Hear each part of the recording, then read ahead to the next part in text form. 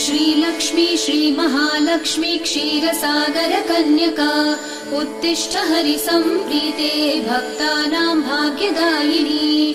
श्रीलक्ष्मी श्रीमहालक्ष्मी क्षीरसागर कन्यका उत्तिष्ठ हरिसम्प्रीते भक्तानां भाग्यदायिनी।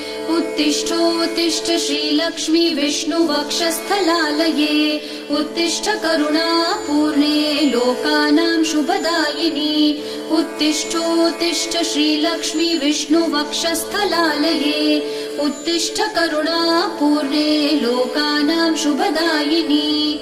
श्रीपद्ममध्यवसिते वरपद्मनेत्रे श्रीपद्महस्तचिरपूजित पद्मपादे श्रीपद्मजात जननी शुभपद्मवक्त्रे श्रीलक्ष्मी भक्तवरदे तव सुप्रभातम्।